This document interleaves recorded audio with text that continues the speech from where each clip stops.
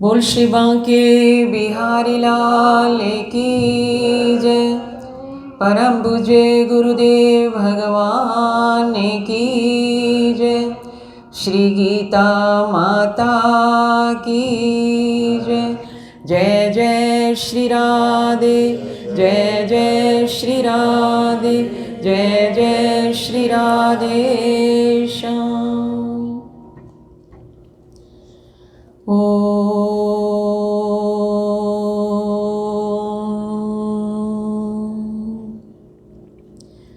गुरुर्ब्रह्मा गुरुर्विष्णु गुरुर्देवो महेश्वरा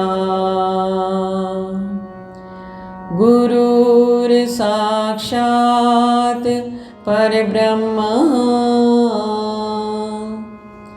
तस्मै श्री गुरुवे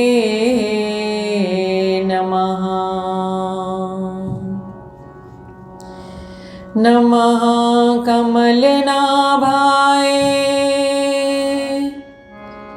नमस्ते जलशायिने,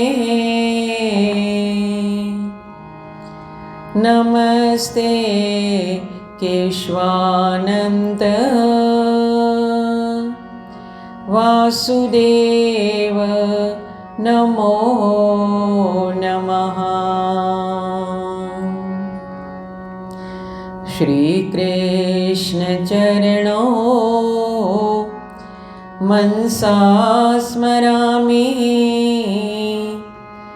श्री कृष्ण चरणों वचसा गृह्णामि।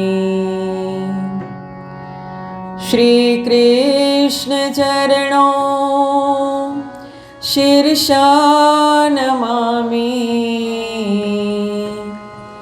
श्री कृष्ण चरणों शरणं प्रपद्ये। श्री कृष्ण चरणों शरणं प्रपद्ये, शरणं प्रपद्ये।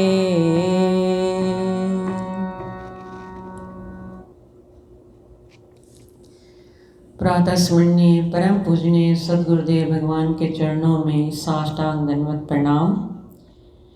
मंच पर विराजमान आदरणीय माता श्री और अति प्रिय बहन हरिप्रिया जी और आप सभी भक्तों को प्यार भरी जय श्री कृष्ण। बड़ा ही सुंदर पावन काल चल रहा है। श्रावण मास श्री भोले भंडारी का जो बहुत ही अति प्रिय महीना है और कल सोमवती अमावस भी है।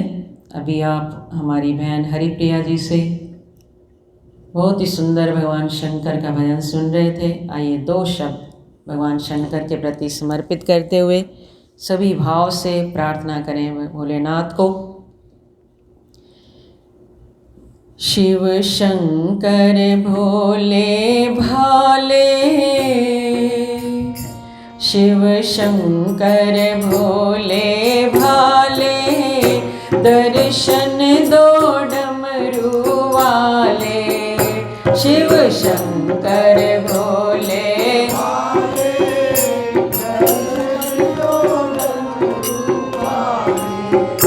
दर्शन दो डमरू वाले, दर्शन दो डमरू वाले, दर्शन दो डमरू वाले, दर्शन दो डमरू वाले। हम आए तेरे द्वारे, हम आए तेरे द्वारे, दर्शन दो डमरू वाले। हम आए तेरे द्वारे, दर्शन दो डमरू वाले। देवों ने तुम्हें पुकारा, देव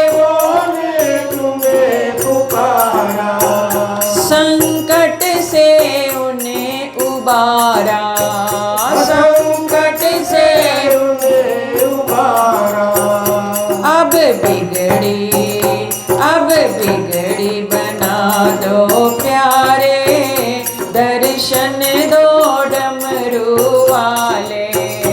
अब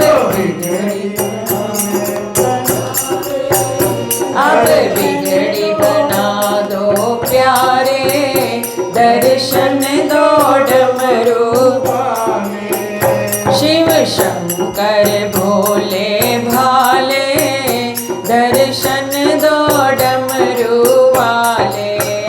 शिव शंकर भोले भाले, दर्शन दो डमरू वाले। ओ तेरी जटा में गंगा विराजे, तेरी जटा में गंगा विराजे, तेरी जटा में गंगा विराजे, तेरी जटा में गंगा विराजे। तेरा डमरू डम डम बाजे, ओ तेरा डमरू डम डम बाजे। भव पार लगा दो प्यारे, दर्शन दो डमरू वाले। भव पार लगा दो प्यारे, दर्शन दो डमरू वाले। हम आए तेरे द्वारे, दर्शन दो डमरू वाले। हम आए तेरे द्वारे, दर्शन दो डमरू वाले।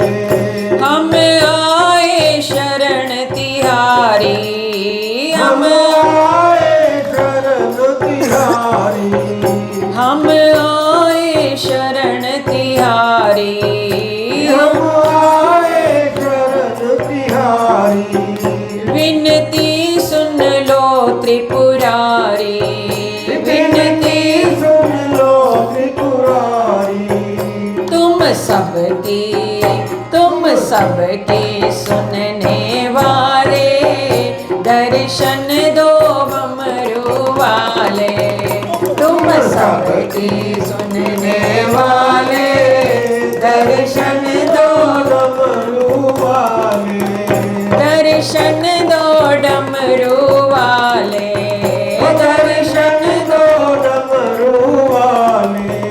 दर्शन दो डमरू वाले, दर्शन दो डमरू वाले। जीव शंकर भोले भाले, दर्शन दो डमरू वाले। शिव शंकर भोले भाले, दर्शन दो डमरू वाले। शिव शंकर भोले भाले, दर्शन दो डमरू वाले। शिव शंकर भोले वाले, दर्शन दो डमरू वाले। दर्शन दो डमरू वाले, दर्शन दो डमरू वाले, दर्शन दो डमरू वाले, दर्शन दो डमरू वाले। वाले। ओ शंकर भगवान की जय। ऐसे नहीं, एक बार डमरू बजाएं, हाथ ऊपर करें, डमरू बजाएं। डमरू वाले की जय भी आप बोलेंगे, जय बोलिए। डमरू वाले की जय। जटाधारी की जय। गंगधारी की जय।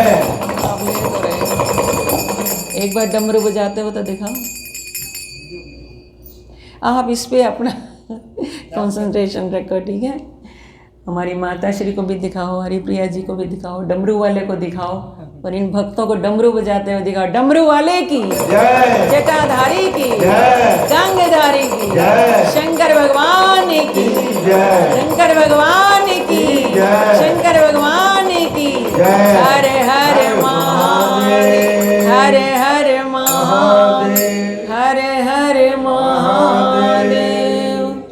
क्योंकि ये जो रिकॉर्डिंग है थोड़ी देर में अपलोड हो जाएगी YouTube प्रेम भाव चैनल पर। कल साईं भक्ति धाम में बहुत ही सुंदर रिकॉर्डिंग हुई और वो आप YouTube प्रेम भाव चैनल पर देख सकते हैं। बड़ा ही सुंदर वहाँ प्रोग्राम रहा। तो अभी जितने भी बैठे हैं यहाँ भक्तजन, आप YouTube प्रेम भाव चैनल को सब्सक्राइब भी करें और कोई भी प्रोग्राम हमारा उस पर देख सकते हैं। ये वीडियो भी डल जाएगा, नहीं तो हम लाइव देते हैं वैसे तो, पर चलो अपलोड कर देंगे। बड़ा ही सुंदर पावन पवित्र काल है और मैं जितना भी यहाँ श्री राम धाम, जो हमारे परम पूजनीय परम तपस्वी बावरा जी महाराज की अपार कृपा से सारा जीवन हमारी माता श्री, जिन्होंने यहाँ पर पूर्ण समर्पण भाव से सेवा की और आप सबको भगवान से जोड़ा है, और उनका कार्य अब हरिप्रिया जी ने बहुत अच्छे ढंग से संभाल लिया। संत आते हैं धरती पर, हम कलयुग वासियों का कल्याण करने के लिए आते हैं। प्रभु श्री राम जब अयोध्या छोड़कर गए अपनी लीला समाप्त करके, तो हनुमान जी को साथ नहीं लेके गए थे। जानते हैं क्यों? हनुमान जी की तो ड्यूटी लगाई कि कलयुग आ रहा है, कलयुग में बहुत पाप कर्म होंगे, पुण्य कम होंगे, जीवन बिगड़ जाएगा। तुमने तो मेरे नाम का प्रचार करना है, मेरी लीलाओं का गान करना है। जहाँ जहाँ कीर्तन होता श्री राम का, लगता है पैरा वहाँ वीर हनुमान का। तो हनुमान जी कौन है? धरती पर संत ही तो हनुमान जी का रूप है। संत न होते जगत में तो जल मरता संसार, संत न होते जगत में तो रहते राम निपूत। तो ऐसे महापुरुषों के चरणों में आकर जब हम बैठते हैं, सत्संग का ये प्रभाव होता है, तब हमें ये बोध होता है हम इस संसार में आए क्यों, हमें करना क्या है, हमें उस ठाकुर की प्राप्ति कैसे होगी जिस घर से हम आए हैं, असली घर से। अब इंडिया से आए आप, यहाँ बस गए, या कुछ फिर भी किसी के पेरेंट्स वहाँ रहते होंगे, कोई और रिलेटिव्स रहते होंगे, कभी तो आपको लगता ही होगा कि हमारा असली घर तो भारत में ही था। लगता है कि नहीं?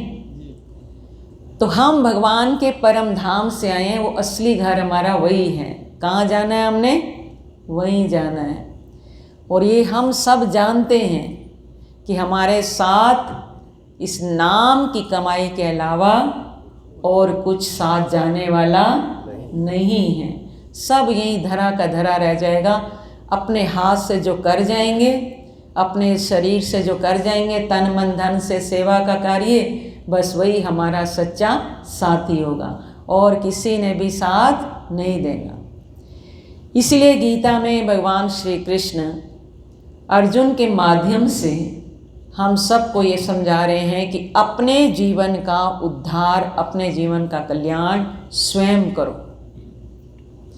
उद्धरेदात्मनात्मानं नात्मानमवसादेत्। आत्मैहि आत्मनो बन्धुरात्मैव रिपुरात्मना। अपनी आत्मा का उद्धार, अपने आप का उद्धार, अपने आप का कल्याण स्वयं करना पड़ेगा, क्योंकि आत्मे ही आत्मनो बंधुरात्मैव रिपुरात्मना। हर जीव अपनी आत्मा का स्वयं बंधु कहते हैं मित्र है, और रिपु कहते हैं शत्रु हैं। हम अपने मित्र तो हो सकते हैं, अपने शत्रु कब बन जाते हैं जानते हैं? तो भगवान ने कहा अपना उद्धार स्वयं करो। क्या संत जन हमारा उद्धार नहीं करेंगे? क्या भगवान के 4 धाम हैं, इंडिया में आप जाएं तो तीर्थ यात्रा ज़रूर किया करें। हमारा तो परम सौभाग्य है, हमें बचपन से गुरुदेव भगवान की शरण मिली, उनके साथ बहुत यात्रा करने का अवसर मिला। 4 धाम की यात्रा कई बार हो गई, 12 ज्योतिर्लिंग कई बार हो गए। तो ये परम सौभाग्य की बात है। तो 4 धाम हमारे चारों युगों के ही तो प्रतीक हैं। बद्रीनाथ आप जाते हैं, वो स्वयंभू हैं। सृष्टि में प्रलय होता है तब भी भगवान नर और नारायण के रूप में वहाँ तपस्या करते हैं। नर के रूप में है स्वयं नर अर्जुन और नारायण के रूप में है स्वयं भगवान विष्णु। तो तपस्या करते हैं, स्वयंभू प्रकट हुए। वो सतयुग का प्रतीक है वो धाम, जो बद्रीनाथ धाम है उत्तराखंड में, वो सतयुग का प्रतीक है। और रामेश्वरम आप जाएं साउथ में तो वो त्रेता युग का प्रतीक है। रामेश्वर की स्थापना किसने की थी? स्वयं प्रभु श्री राम ने की थी, तो वो त्रेता युग का प्रतीक है। और द्वापर युग में भगवान श्री कृष्ण ने द्वारका बसाई। गुजरात में जाएं तो द्वारकाधीश के दर्शन होते हैं, वो धाम है, तो वो द्वापर युग का प्रतीक है। पर कलयुग के प्रतीक कौन सा धाम है? वो है जगन्नाथपुरी। कौन सा धाम है? जगन्नाथपुरी। प्रभु की कृपा से मैं 6-7 बार जाने का अवसर मिला। और कहते हैं गंगा सागर सारे तीर्थ बार बार और गंगा सागर एक बार। पर हम जब आई थिंक 1990 में जब मैं गुरुजी के साथ गई, हमारे साथ 30 लोगों का ग्रुप था, तो वहाँ से आने के बाद जीवन में बहुत चेंजेस आ गई, बहुत परिवर्तन हुआ। यूँ तो बचपन से ही संस्कार थे, कुछ पूर्व जन्म के संस्कार थे। 3 तरह के संस्कार होते हैं हर जीव के। कुछ पूर्व जन्म के संस्कार होते हैं, ये दूसरे संस्कार होते हैं पेरेंट्स के। जैसे कयादू ने भक्त प्रहलाद को गर्भाधान में संस्कार दिए और वो भक्त कहलाए। सुनीति ने भक्त ध्रुव को गर्भाधान में संस्कार दिए। तो पेरेंट्स अगर गर्भाधान में संस्कार दे दें तो वो संस्कार बड़े प्रबल होते हैं। और तीसरे संस्कार सबसे बड़े और होते हैं, जब हमने होश संभाला, संग कैसा मिला हमें, क्योंकि जैसा करोगे संग वैसा चढ़ेगा रंग। अगर आपको बचपन से संतों का सानिध्य प्राप्त हुआ है, सद्गुरु की शरण मिल गई है, तो समझना कोई प्रभु की अपार कृपा हुई है, क्योंकि बिनु हरि कृपा मिले नहीं संता। तो 3 तरह के ये संस्कार होते हैं जिसके कारण जीव अपने जीवन का उद्धार कर सकता है। तो ये धाम में जाने से, मंदिर में आने से, संतों के पास आने से जीवन का कल्याण होता है, जीवन में परिवर्तन होता है। हमें समझ आती है हमारे लिए क्या राइट है, क्या रॉन्ग है, किस रास्ते पे हमें चलना है, कैसे हमें करना है। ये सब गीता में भगवान ने अर्जुन के माध्यम से हम सबको समझाया। तो फिर भगवान क्या कैसे कह रहे हैं कि अपना उद्धार स्वयं करो। हम तो भाई संतों की शरण में आ गए हैं, अब आप ही हमारा ठेका ले लो, तो भी लेने को तैयार हैं। पर याद रखना 3 कृपाएं होती हैं। एक कृपा होती है सबसे पहली ईश कृपा। ईश मीन्स ईश्वर, परमात्मा की कृपा, भगवान की कृपा। भगवत गीता का अर्थ क्या है? भगवत गीता स्वयं भगवान की वाणी है। और सृष्टि के आदि में ये ऐसा नहीं कि द्वापर युग में ही गीता का जन्म हुआ हो और भगवान श्री कृष्ण ने अर्जुन को गीता सुनाई है। गीता तो अनादि काल में सबसे पहले वक्ता गीता के हैं स्वयं भगवान विष्णु, और श्रोता कौन है? सूर्य देव। सबसे पहले भगवान नारायण ने सूर्य देव को ये गीता सुनाई। और जिस दिन गीता सुनी सूर्य देव ने, तब से लेकर आज तक उस गीता के ज्ञान के आधार पर ही वो सारी सृष्टि में प्रकाश कर रहे हैं और एक जैसा प्रकाश देते हैं। उनमें कोई भेदभाव है बोलो? नहीं, इंडिया वालों को देना है प्रकाश, अमेरिका वालों या कनाडा वालों को नहीं देना, ऐसा तो होता नहीं। उल्टा यहाँ मुझे लगता है यहाँ तो ज़्यादा दे रहे हैं। यहाँ 9 बजे तक सनसेट नहीं होता है, दिन ही रहता है। तो अगर इंडिया में सनसेट हुआ है तो यहाँ सनराइज़ हो जाता है, यहाँ सनसेट हुआ तो इंडिया में सनराइज़ हो जाता है। तो वो गीता के ज्ञान को फॉलो करके 24 घंटे लगे हुए हैं, नो वीकेंड, कोई उनका वीकेंड नहीं है, कोई उनको रेस्ट नहीं है। और समत्वम योग उच्यते, समता का योग अपनाकर सबको एक जैसा प्रकाश दे रहे हैं कि नहीं दे रहे? तो ऐसी भगवद गीता जिसका एक एक श्लोक बड़ा मिश्री की तरह मीठा है, 18 अध्याय हैं, 700 श्लोक हैं। वो तो एक बार यहाँ गीता सप्ताह हुआ था, शायद लास्ट टाइम तो नहीं, उससे पहले शायद एक बार सप्ताह भी हुआ है, वो भी कुछ भक्तों ने सुना। पर जब भी हम आए, माता श्री से प्रार्थना है। हाँ जी, 10-12 दिन तो मैं यहाँ रही हूँ अभी वाटरलू में, 20 को जाना है। चाहे 4 लोग आएँ, चाहे 8 आएँ, चाहे 20 आएँ, एक बार। अब तो ये ऑनलाइन करने से ना हैबिट हो गई है, पहले नहीं बोला जाता था, कम लोगों में बोलने की आदत नहीं थी। अब हमें पता है कि ये वीडियो जब जाएगा, वैसे तो हम लाइव भी देते हैं, तो ये कितने लोगों तक पहुंचेगा और कितने लोग इस बात को सुनेंगे। तो अब हमें नहीं मैटर करता कि कम बैठे हैं ज़्यादा बैठे हैं, पहले कम होते थे तो बोला नहीं जाता था। अब कोविड ने सब सिखा दिया, अकेले बैठकर भी प्रवचन हुए हैं कोविड में। तो यहाँ पर 1 वीक का एक गीता सप्ताह हो, जिसमें फिर स्टार्टिंग से गीता कहाँ से प्रारंभ हुई, कैसे प्रारंभ हुई, अंधे ने क्या पूछा, पहला शब्द गीता का क्या है, पहला अध्याय सारा हमारे शरीर में घटित है। तो जब हम सत्संग सुनेंगे तभी हमारी समझ में आएगा। आधे पौने घंटे में तो गीता का ज्ञान होने वाला नहीं है। ये तो एक छोटी छोटी बातें आपको टिप्स दे रहे हैं कि 3 कृपाएं होती हैं। सबसे पहली कृपा होती है ईश कृपा, उसको कहते हैं ईश्वर की कृपा। भगवत कृपा तो उसी दिन हम पर हो गई। हाँ, भगवत गीता का आपको अर्थ बता रहे थे। भगवत 4 शब्दों से बना है। भा मीन्स भक्ति, गा मीन्स ज्ञान, वा मीन्स वैराग्य और ता मीन्स त्याग। गीता यही तो सिखाती है। गीता से भक्ति मिलती है, गीता से ज्ञान मिलता है, गीता से वैराग्य सीखने को मिलता है, गीता से त्याग की भावना होती है। अब त्याग शब्द सुनेंगे तो कुछ लोग डर जाते हैं, हम गीता पढ़ेंगे तो जी हम तो बाबा जी सन्यासी बन जाएंगे। अरे भाई, जो अर्जुन गीता सुनने से पहले सन्यासी नहीं थे, गृहस्थी थे, और वो भगवान से कहते हैं मैं जंगल में चला जाऊंगा, भिक्षा मांगकर गुजारा कर लूँगा, मुझे युद्ध में मत लगाओ, उस अर्जुन को तो भगवान ने जाने नहीं दिया। उसको तो ये कहा कि तू कर्म योग का पात्र है, अभी तू कर्म कर, तू अपनी ड्यूटी से भाग रहा है, तू क्षत्रिय होकर युद्ध में पीठ दिखाकर भागना चाहता है। नो, ये तेरे लिए ठीक नहीं है, सीधा नरक में जाएगा। तो वो अर्जुन जो मेन श्रोता हैं गीता के, ना तो वो गीता सुनने से पहले त्यागी सन्यासी थे, ना गीता सुनने के बाद सन्यासी हुए। अरे ये सन्यास तो बहुत जन्मों के बाद, बहुनाम जन्म नामन्ते ज्ञानवान मान प्रपद्यते वासुदेवा सर्वमिति सा महात्मा सुदुर्लभा।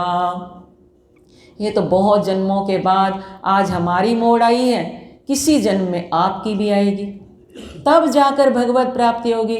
नहीं तो पुनरपि जननम पुनरपि मरणम पुनरपि जननी जठरे शयनम। नहीं तो जगत गुरु शंकराचार्य जी ने कहा बारंबार जन्मना पड़ेगा और बारंबार मरना पड़ेगा, बारंबार किसी माँ के कुंभी पार नरक में तुम्हें आना ही पड़ेगा। पर एक समय ऐसा आएगा कि तुम्हें धर्म के आगे शीश झुकाना पड़ेगा और तुम्हें अपने जीवन का कल्याण करना होगा। जब तक ये भगवत प्राप्ति नहीं करेंगे तो बारंबार जन्मना बारंबार मरना पड़ेगा। तो सबके लिए है। तो ऐसा नहीं है कि गीता वो त्याग सिखाती है कि घर का त्याग कर दो, बच्चों का त्याग करके सन्यासी त्यागी विरागी बन जाओ, जंगल में चले जाओ। वो तो हम कर ही नहीं पाएंगे, सभी थोड़ी ना कर पाएंगे। हाँ, गीता त्याग सिखाती है, अपने क्रोध का त्याग करो, अपनी ईगो को मारो, अपने अहंकार का त्याग करो, अपने लालच का, लोभ का त्याग करो, अपनी कामनाओं का त्याग करो। छोटे छोटे जब हम त्याग करेंगे तो अर्जुन ने पूछा उसका लाभ क्या है? भगवान ने कहा ये पूछ कि क्या लाभ नहीं है।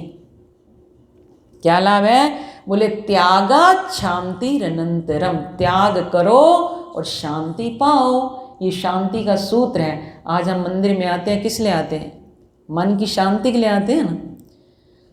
जब पूरा वीक आप काम करते हैं, दौड़ भाग लगी हुई है, तो एक लगता है कि यहाँ आकर हमें एक सुकून मिलेगा, एक अच्छा हमें अंदर से एक आत्मिक शांति का अनुभव होगा, आनंद मिलेगा, तभी तो आके बैठे हैं ना। सभी तो केवल ऐसा तो नहीं है कि खाली भोजन के लिए कोई आया है। सभी अगर आप आकर बैठे हैं, सत्संग सुन रहे हैं, तो इट मीन्स कि सच्ची शांति कहाँ पर है? भगवान के चरणों में है। तो अपनी आत्मा का उद्धार स्वयं करने के लिए ठाकुर जी ने कैसे कहा, वो थोड़ी सी बात सुन लें। 3 कृपाएं होती हैं। पहली कृपा परमात्मा की कृपा। भगवान की कृपा तो हम पर उसी दिन हो गई थी जिस दिन हमें 84 लाख योनियों से निकालकर ये सुंदर मानव का शरीर दिया। ये कम कृपा है? बोलो।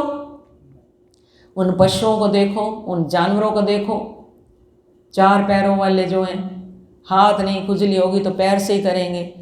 मूक हैं बेचारे, बोल नहीं सकते, उनकी बुद्धि उतनी नहीं है जितनी मानव के पास है। ये तो गॉड मेड मशीनरी है और इतनी मोस्ट इम्पॉर्टेंट है। इसका एक एक पार्ट जो भगवान ने बनाया है उसका कहीं भी कंपैरिजन कोई नहीं कर सकता। जब भगवान ने हम सब के मुख के अंदर 32 दांत फिट किए तो कभी विचार करें भगवान ने कौन सा ब्रांड लेकर ये चिपकाए थे दांत? बोलो, कोई ब्रांड का नाम पता है? और आज अगर एक दांत टूट जाए, डेंटिस्ट के पास जाएंगे और डेंटिस्ट से कहते हैं बढ़िया से बढ़िया ब्रांड का मसाला लगाकर हमारा दांत फिक्स कर दे ताकि वो निकले ना। और बढ़िया से बढ़िया आपने ब्रांडेड दांत लगवा लिया तो भी बोलो वो पावर रहती है जो भगवान के बनाए दांत में थी? बोलो, नहीं होती है, क्योंकि ये तो गॉड मेड। ऐसे एक एक अंग का कहाँ तक व्याख्या की जाए। कान मिले हैं भगवान की कथा सुनने के लिए, मिले अच्छी चीज़ सुने, निंदा चुगली ना सुने। आंखें मिली हैं सबके अंदर भगवान का रूप देखें। गोस्वामी तुलसीदास जी ने लिखा, सिया राम में सब जग जाने, करूं प्रणाम जोरे जुग पानी। सबके अंदर किसका रूप देखो? भगवान का रूप देखो। तो एक एक अंग हमारा जो भगवान ने बनाया है और गर्भाधान में बैठकर ये मूर्ति की रचना की है। सर्वयोनिषु कौन्तेय मूर्तिया संभवन्ति, 14वें अध्याय के 4थे श्लोक में भगवान ने कहा, मैं सब इन मूर्तियों की रचना मैं खुद करता हूँ। जिस मूर्ति को बनाने के लिए भगवान को 9 महीने लग जाते हैं, और अगर पानी का बुलबुला है और इसका पता ही नहीं चलता, अभी है अभी नहीं, पता चलता है? बोलो, क्या भरोसा है इस जिंदगी का? कुछ पता होता है कब फूंक निकल जाए? जैसे गैस पर, तवे पर आपने रोटी रखी है, गैस कब फिनिश हो जाए, रोटी अधकच्ची रह जाएगी, पता ही नहीं चलेगा। उसका सिलेंडर तो आप फिर भी लगा सकते हैं और गैस भरवा सकते हैं, पर ये एक बार फूंक निकल गई तो फिर ये डेड हो जाता है। तो ईश कृपा, उसकी कृपा का हमेशा आभार प्रकट करें। कैसे भूलूं सांवरे मैं तेरा उपकार, कैसे भूलूं सांवरे मैं तेरा उपकार। ऋणी रहेगा हर पल, हाँ ऋणी रहेगा हर पल मेरा रोम रोम सरकार। कैसे भूलूं सांवरे मैं तेरा उपकार, कैसे भूलूं सांवरे मैं तेरा उपकार। तेरा मैं शुक्र मनावा, तेरा मैं शुक्र मनावा, हाँ तेरा मैं शुक्र मनावा, तेरा मैं शुक्र मनावा। हर क्षण हर पल उस ठाकुर का आभार प्रकट करें, धन्यवाद करें कि हमें सारी योनियों से निकालकर इतना सुंदर मानव का शरीर दिया है। अब मानव बनकर फिर हम क्या कर रहे हैं बताओ? आप लोग तो सारे बहुत अच्छे हैं, भगवान के भक्त बैठे हैं। मैं उन लोगों की बात कर रही हूँ जो मानव का जन्म पाकर और पशु जैसा आहार कर रहे हैं। पशु तो ऐसे हैं जो मानव वाला आहार नहीं करते। कुछ पशु ऐसे थे जिनको जो आहार मिला वही खाएंगे। शेर के आगे आप घास रख दो वो नहीं खाएगा, और गधे के आगे आप मांस रख दो वो नहीं खाएगा। एक मानव ऐसा 56 प्रकार के, क्या अनंत प्रकार के भगवान ने इतने सुंदर व्यंजन बनाए, फिर भी हमारी रसना अगर गलत चीज़ खाती है तो हम तो फिर पशु बनने की तैयारी कर रहे हैं। मानव होकर अगर आज वो तामसी आहार ले रहा है, आप समझ गए होंगे, यहाँ तो खैर चलता ही बहुत है, फिर भी हम संत हैं, हमें कहना और बताना फर्ज बनता है। सात्विक भोजन लेने वाले की उम्र बढ़ जाती है, उसका शरीर निरोगी रहता है, और जो तामसी आहार लेता है वो अपनी आयु को छीन कर देता है। कोशिश करें कि ये आहार हमारा सात्विक हो, शुद्ध हो, पवित्र हो, ठीक है? तो आयु सत्व बला आरोग्य सुख प्रीति वर्धना, एक एक श्लोक की व्याख्या है, गीता में श्लोक हैं इसके, हमें आहार कैसा लेना चाहिए। तो पहली कृपा है ईश कृपा, भगवान ने बड़ी कृपा की, हमें बड़े भाग मानुष तन पावा, सुदुर्लभ सब ग्रंथ निगावा, हमें ये मानव का शरीर दिया। दूसरी कृपा होती है संत कृपा, गुरु कृपा। भगवान की कृपा से जब सद्गुरु की शरण मिल जाती है और गुरु मंत्र में मिल जाता है तो वो दूसरी कृपा होती है गुरु कृपा। ईश कृपा भी हो गई, गुरु कृपा भी हो गई, गुरु ने ज्ञान भी दे दिया, मंत्र भी बता दिया। अब तीसरी कृपा होती है स्वयं की कृपा, अपनी कृपा। अगर हम अपने पर कृपा नहीं करेंगे तो गुरु के चरणों में आके बैठेंगे नहीं तो गुरु कृपा कैसे बरसेगी। अभी आप सबने अपने पर कृपा की कि आप मंदिर आए हैं, श्री राम धाम, और संतों की शरण में बैठे हैं। अगर अपनी कृपा की है, आए हैं मंदिर में, तो बोलो सत्संग ज्ञान मिल रहा है कि नहीं मिल रहा? घर बैठकर मिलता है तो गुरु कृपा भी बरस जाएगी, प्रभु की कृपा भी बरस जाएगी। इसलिए भगवान ने कहा उद्धरेदात्मनात्मानं नात्मानम् अवसादयेत्, आत्मैहि आत्मनो बंधु रात्मैव रिपुरात्मनः। आज कितने बजे तक चलना है? 4 बजे तक? हाँ जी, 5 और 7 12 मिनट, 12 मिनट मिल गए। एक छोटी सी बात आपको सुनाते हैं। हाँ जी, प्रभु श्री राम, आपने देखा है हमारे ठाकुर जी को मोर पंख बहुत प्रिय है। मोर पंखी लगे होते हैं ना ठाकुर जी के, क्यों प्रिय है? एक तो मोर पवित्र है, इसलिए भगवान ने मोर पंखी धारण करते हैं। पर इसके पीछे एक त्रेता युग का एक प्रसंग मिलता है।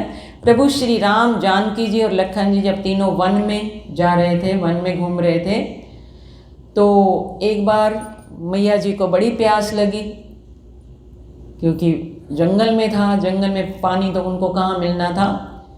तो सीता मैया को बहुत प्यास लगी। लक्ष्मण जी से कहा कि प्रभु श्री राम ने देखो कहीं पानी हो। अब जंगल और पानी, पानी कहाँ मिलता?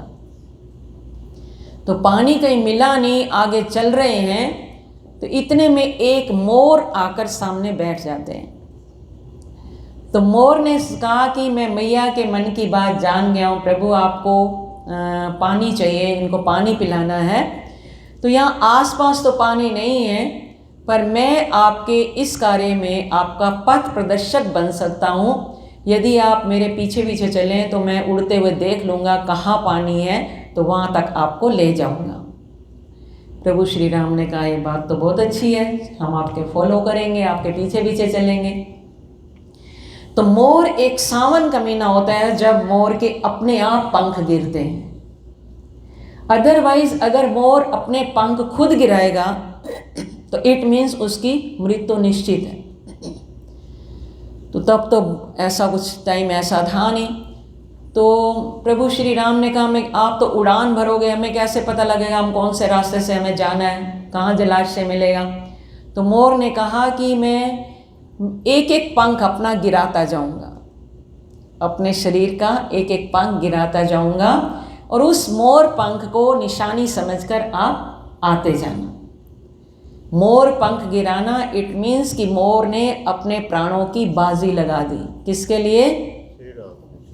ठाकुर के लिए, भगवान के लिए। जैसे गीधराज जटायु ने अपने प्राणों की बाजी परोपकार में लगा दी थी, सीता मैया को बचाने के लिए रावण से युद्ध किया, रावण ने तलवार से उनके पंख काट डाले थे। तो भगवान ने अपना उनका क्रियाकर्म अपने हाथों से किया था, अपने पिता दशरथ का नहीं किया और गीधराज जटायु का किया। तो मोर अब पंख गिराते हुए आगे अब तो उड़ान भर रहा है। प्रभु श्री राम, जानकी जी और लक्ष्मण जी पीछे पीछे जा रहे हैं। चलते चलते चलते चलते जहाँ जहाँ मोर पंख गिरे थे उसी रास्ते से चलकर आगे जलकर जलाशय मिला। जलाशय तो उनको दिखा दिया कि यहाँ पानी है, आप पानी पीकर अपनी प्यास बुझा लें। पर सच मानो उसी समय मोर के सारे पंख गिर चुके थे। मोर उसी समय मूर्छित होकर धरती पर गिर गया। जैसे गिरा तो प्रभु श्री राम के नेत्रों में अश्रु भराए। ये है भक्ति, ये है श्रद्धा, ये है समर्पण भाव, ये है अपने जीवन का उद्धार। और हम मानव होकर नहीं करेंगे तो भगवान कहेंगे मैंने मानव तुझे बनाकर गलती कर दी। अरे मैंने तो तुझे धरती पर भेजा था कि इसी जन्म में तू मेरी प्राप्ति कर और मेरे धाम में वापस लौट कर आ। तो जैसे मोर मूर्छित हुआ, बस उसके अंतिम श्वास चल रहे थे, प्रभु श्री राम ने कहा, हे मोर देव, तुम तो देवता स्वरूप हो, मैं तुम्हें अभी चाहो तो स्वस्थ कर देता हूँ। भगवान के आगे क्या दे रही थी? पर उस मोर ने रोते हुए कहा, प्रभु ऐसा मत कीजिए, आज तो मेरा परम सौभाग्य है कि आपकी सेवा में मेरे प्राण जा रहे हैं और अंतिम समय में आप मेरे सामने हैं, मेरे सम्मुख हैं। पता नहीं ऐसी मृत्यु दोबारा मिले या ना मिले, इसलिए बस मुझे अपने चरणों में वास दें, मैं आपकी सेवा में हमेशा जुटा रहूं, यही मुझे आशीर्वाद दीजिए। मोर अभी श्वास छोड़ने वाला था तो प्रभु श्री राम ने कहा, तथास्तु, तुम हमेशा जो तुमने कर्म किया है हमारे हित में, हमारी सेवा में तुमने अपने प्राणों का त्याग किया है, आज मैं ये वचन देता हूँ, मैं कृष्ण बनकर आऊँगा, तुम्हारे इन्हीं मोर पंखों को, इसी पंखी को, मोर पंखों को मैं अपने मुकुट के साथ सजाऊंगा और हमेशा अपने शीश पर सजा कर रखूँगा। आपको खुशी नहीं हुई? अरे जोर से ताली बजाओ, खुशी हुई है तो। ताली क्यों बजवाते हैं? ताली बजाओ, रोग भगाओ। एक तो ये बात है, फिजिकली ताली बजाओ, रोग भगाओ।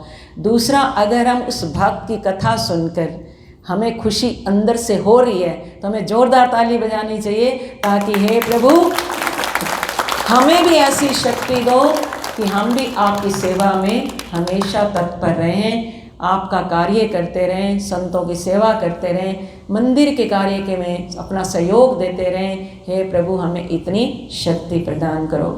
तो बातें बहुत हैं पर समय का अभाव है, फिर भी जितना समय दिया आप इन बातों को, गीता का कौन सा अध्याय पर कल सोमवती अमावस्या है, शिव भोले भंडारी पर ज़रूर गंगा जल से अभिषेक करें। अपना गंगा जल का सेवन भी कर सकते हैं, गंगा जल से स्नान भी कर सकते हैं। बहुत अधिक महत्व है कल सोमवती अमावस्या में। और परसों ट्यूसडे से पुरुषोत्तम मास प्रारंभ हो रहा है, 18 जुलाई टू 16 अगस्त तक रहेगा।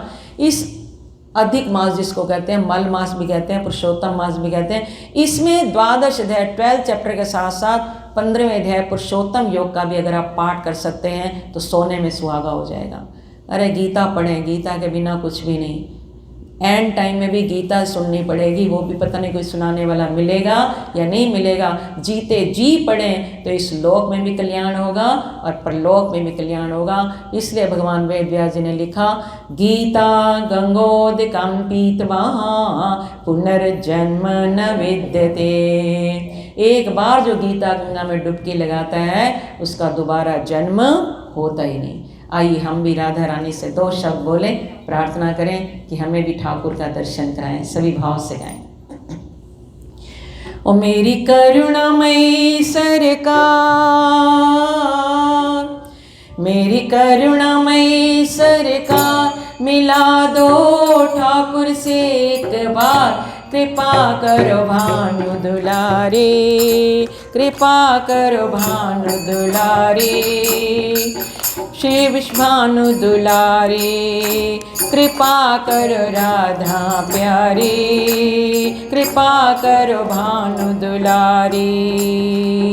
मेरी करुणामयी सरकार, मिला दो ठाकुर से एक बार, कृपा करो भानु दुलारी, श्री राधे बरसाने वाली, हाँ कृपा करो भानु दुलारी। गाइए, हाँ कृपा करो भानु दुलारी, श्री राधे बरसाने वाले, कृपा करो भानु दुलारी, श्री राधे बरसाने वाली।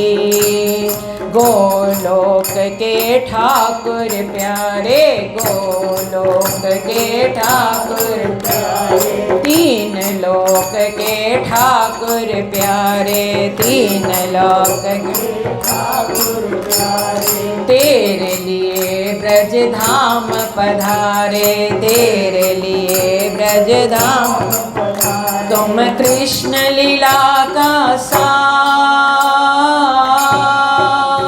तुम कृष्ण लीला का सार मिला दो ठाकुर से एक बार, कृपा करो भानु दुलारी, श्री राधे बरसाने वाली। हाँ कृपा करो भानु दुलारी, श्री राधे बरसाली। हाँ कृपा करो भानु दुलारी, श्री राधे बरसाने। मेरे सोए भाग जगा दे, मेरे सोए भाग जगा दे। हे श्यामा मोए श्याम मिला दे, हे श्यामा मोए श्याम मिला दे, हे श्यामा मोए श्याम मिला दे, हे श्यामा मोए श्याम मिला दे। तेरे वश में है नंद कुमार, तेरे वश में है नंद कुमार, मिला दो ठाकुर से एक बार, कृपा करो भानु दुलारी, श्री राधे बरसाने वाली। हाँ कृपा करो भानु दुलारी,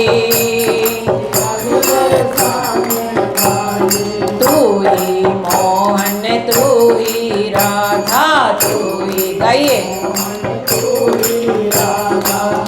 ही मोहन तू ही राधा, तू ही इधर भी लेना, तुम बिन मोहन आधा आधा, तुम बिन मोहन आधा, गाइए तुम बिन मोहन आधा आधा, तुम बिन मोहन आधा। नन नंदन प्राण आधार, नंद नंदन प्राण आधार, मिला दो ठाकुर से एक बार, कृपा करो भानु दुलारी, श्री राधे बरसाने वाली। हाँ कृपा करो भानु दुलारी, श्री राधे बरसाने वाली। मेरी करुणामयी सरकार, मेरी करुणामयी सरकार, मिला दो ठाकुर से एक बार, कृपा करो भानु दुलारी, श्री राधे बरसाने वाली। हाँ कृपा, हाथ उठाइए एक बार, श्री राधे बरसाने वाली। हाँ कृपा करो भानु, एक बार सभी के हाथ ऊपर हो ताली बजाते हुए, बरसाने वाली। हाँ कृपा करो भानु दुलारी, श्री राधे बरसाने वाली। हाँ कृपा करो भानु दुलारी, श्री राधे बरसाने वाली। हाँ कृपा करो भानु दुलारी, श्री राधे बरसाने वाली, श्री राधे बरसाने वाली, श्री राधे बरसाने वाली। जय जय श्री राधे, जय जय श्री राधे, जय जय श्री राधे श्याम। यूट्यूब प्रेम भाव चैनल को याद रखें, प्रेम भाव चैनल पर ये प्रोग्राम अभी हम अपलोड कर देंगे, आप देख सकते हैं। और उस पर और भी हमारे वीडियोस हैं। हनुमान चालीसा के 1000 पाठ का 20 मिनट में पुण्य प्राप्त करें, संपुटवल्ली पाठ करने का तरीका सीखें, वो भी उसमें आप देख सकते हैं। तो इस चैनल को सब्सक्राइब करें, इस चैनल से जुड़े रहें, अधिक से अधिक आगे इस वीडियो को शेयर करके पुण्य के भागीदार बने। बोलो बांके बिहारी लाल की जय। बहुत आभारी हूँ मैं गीता मातेश्वरी जी की, बहुत सुंदर, जैसे मैंने कहा था ना अपनी अमृतमयी वाणी से हम सभी को आनंदित किया। आज आनंद आया। पिछले रविवार हम इतना समय नहीं दे सके थे तो गड़बड़ हुई, आज के लिए मुझे बहुत आनंद हुआ। मेरा बहुत बहुत आभार। अगर आप छोटे लोगों में बोलने को तैयार हैं तो गीता सप्ताह करने में हमें तो हमारा तो ये सौभाग्य रहेगा, हम ज़रूर करेंगे सुपर सप्ताह। आज के कार्यक्रम को स्पॉन्सर किया है ये जो लड़का आप देख रहे हो ना, ये बना रहा है आदित्य आदित्य गुप्ता, और इनकी मम्मी है ये है ये राखी गुप्ता। तो हमने अच्छा सिलेक्ट किया रिकॉर्डिंग के लिए। हाँ जी, ये चंडीगढ़ से आए हैं, पंचकुला से, और इन्होंने आते ही अच्छे संस्कार हैं, वहाँ पर भी सत्संग करती हैं खूब, तो इसलिए यहाँ पर भी आकर के हमसे मिली तो कहा कि हम स्पॉन्सर करना चाहते हैं। इनका सौभाग्य ये रहा कि बाय चांस आज का जो रविवार था ये खाली था, पता नहीं कैसे रह गया, हमें खुद नहीं समझ आई। इनका सौभाग्य रहा होगा, इनको अवसर मिला, तो मैं इनको बहुत आशीर्वाद देती हूँ आदित्य। और प्रेरणा कहाँ है, तुम भी खड़े हो जाओ, बहुत बहुत मेरा आशीर्वाद, और आपका जीवन हर तरह से सुखद और सफल हो, और आप अच्छे संस्कारों में रहते हुए इस तरह से अपने जीवन को पुनीत पवित्र करते रहो, और अपनी संस्कृति का जय घोष होता रहे। आप जितना अच्छे से अपनी संस्कृति को जियोगे उतना ही वो सारे विश्व के अंदर दृढ़ हो जाएगी। अब तो देख रहे हो सभी जग रहे हैं, हमें भी जगना है यहाँ रहते हुए, और अपनी संस्कृति का प्रचार और प्रसार खूब अपने जीवन से करना है, बातों से नहीं, उसको जी करके करना है, वही जीवन का आधार हो सकते हैं, इसमें कोई सही नहीं। तो मेरा बहुत बहुत आशीर्वाद और बहुत बहुत प्यार, आप आते रहना, इसी तरह से सत्संग करते रहना। वैसे आज मैं तो कुछ नहीं कहा, फिर अगले रविवार आओगे तो आपसे ज़्यादा बात कर सकेंगे। इन्हीं शब्दों के साथ पहले आपसे अनुरोध है कि आप आरती के लिए खड़े हो जाएं। आदित्य मैं काम कहूँ तो तुम्हारे साथ, और जो लोग जो बिना प्रसाद लिए जा रहे हैं ना वापस, उनको रोको कि अब आरती हो रही है, आरती के बाद प्रसाद लेकर के जाएं। कई लोग चले गए, मैं देखते गए, पर कुछ क्या नहीं सकता। तो अब आप लोग आरती के लिए खड़े हो जाइए, 6 लाइनें बनाइए, उन 6 लाइनों में आप लोग आदित्य और आपके माता जी, आप लोग राम जी के सामने आरती शुरू करेंगे। भगवान राम के आगे खड़े हो जाए आकर, बाकी सभी लोग 5 लाइनें और बना लीजिए और आरती गाना।